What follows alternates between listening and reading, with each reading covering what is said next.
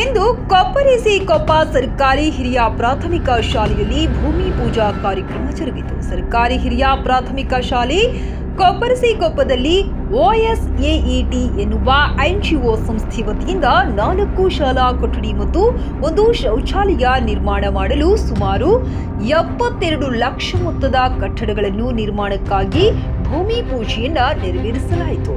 ಇವರು ಈಗಾಗಲೇ 93 ಶಾಲೆಗಳಲ್ಲಿ ಯೋಜನೆ ಪೂರ್ಣಗೊಳಿಸಿದ್ದು, ಕೊಪ್ಪದಲ್ಲಿ ನಿರ್ಮಾಣಿಸುತ್ತಿರುವ ಕಾಮಗಾರಿ 107ನೇ ಪ್ರಾಜೆಕ್ಟ್ ಆಗಿರುತ್ತದೆ. ಕೇವಲ ಕಟ್ಟಡಗಳಷ್ಟೇ ಅಲ್ಲದೆ ಶಾಲೆಗೆ ಲ್ಯಾಪ್ಟಾಪ್, ಕಂಪ್ಯೂಟರ್ ಹಾಗೂ ಇತರೆ ಉಪಕರಣಗಳನ್ನು ಒದಗಿಸಲು ಮುಂದಾಗಿರುತ್ತಾರೆ.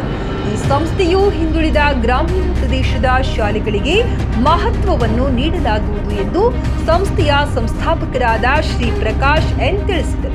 ಭಾರತದಲ್ಲಿ ತಮಿಳುನಾಡು, ಬಿಹಾರ್, ಮಹಾರಾಷ್ಟ್ರ ಹಾಗೂ ಕರ್ನಾಟಕ ಇನ್ನು ಹಲವಾರು ರಾಜ್ಯಗಳಲ್ಲಿ ಹೀಗೆ ಬೇರೆ ಬೇರೆ ರಾಜ್ಯಗಳಲ್ಲಿಯೂ ಕಾರ್ಯಕ್ರಮ ಜಾರಿಯಲ್ಲಿದೆ. ಉತ್ತಮ ಗುಣಮಟ್ಟದ ಸೌಲಭ್ಯಗಳು ಎಲ್ಲ ಮಕ್ಕಳಿಗೂ ದೊರಕಿಸುವುದೇ ಇವರ ಧ್ಯೇಯ ಆಗಿರುತ್ತದೆ.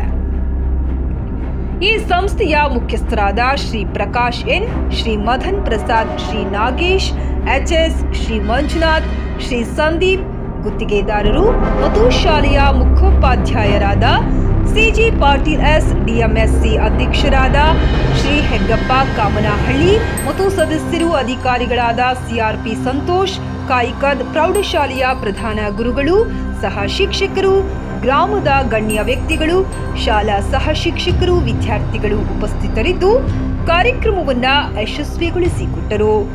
ವರದಿ ರವಿ ಓಲಿಕಾರ್, ಹಾನಗಲ್, ವಿಜಯ್ ವಾಯ್ಸ್ ನ್ಯೂಸ್ ಕನ್ನಡ.